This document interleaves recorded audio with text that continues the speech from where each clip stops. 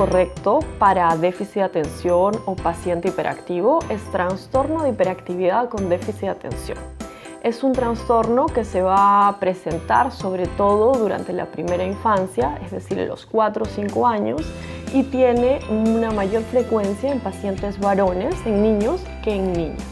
El trastorno de hiperactividad con déficit de atención tiene 3 síntomas cardinales: la hiperactividad, la falta de atención y la impulsividad.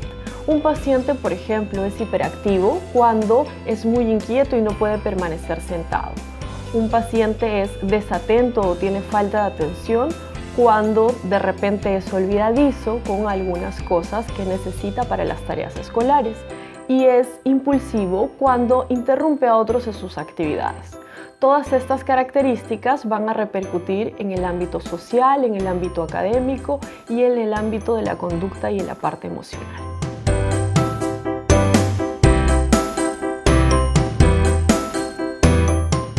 No existe una causa definida específica de trastorno de hiperactividad con déficit de atención. Hay un componente genético que tiene un papel muy importante en el desequilibrio o disregulación de las catecolaminas o neurotransmisores a nivel de la corteza cerebral. Y este es el, factor más importante. Pero existen factores secundarios que son los factores ambientales, ampliamente estudiados, pero cuyo papel e importancia aún son controversiales. Dentro de ellos podemos citar el bajo peso al nacer, la prematuridad y el consumo o exposición al tabaco durante la gestación.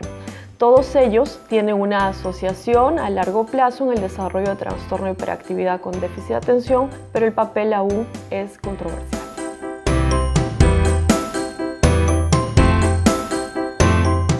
No existe una prueba específica para el diagnóstico de hiperactividad con déficit de atención. El diagnóstico es clínico, es decir, se va a observar al paciente y determinar si cumple criterios clínicos para trastorno de hiperactividad con déficit de atención. Además, se va a recopilar la información de la conducta en casa y en la escuela.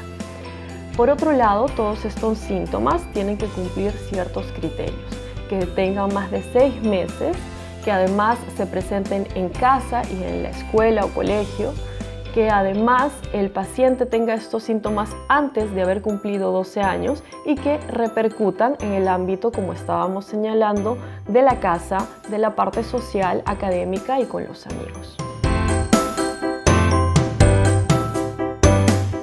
El trastorno de hiperactividad con déficit de atención es un trastorno crónico. Eso quiere decir que no se autolimita espontáneamente. Si bien es cierto que los pacientes adolescentes y adultos disminuyen sus síntomas, sobre todo los síntomas de hiperactividad, no se va a autolimitar. Por lo que, si no es bien diagnosticado y luego manejado, probablemente en el presente y en el futuro tenga algunas complicaciones, como trastornos de aprendizaje, trastornos de conducta, trastorno oposicionista desafiante y hasta depresión. ¿Cuál es el manejo que nosotros vamos a emplear para estos pacientes con hiperactividad y déficit de atención? Tenemos 2 opciones. En primer lugar, tenemos a los fármacos estimulantes, que son los frecuentemente utilizados y los que más eficacia clínica han mostrado.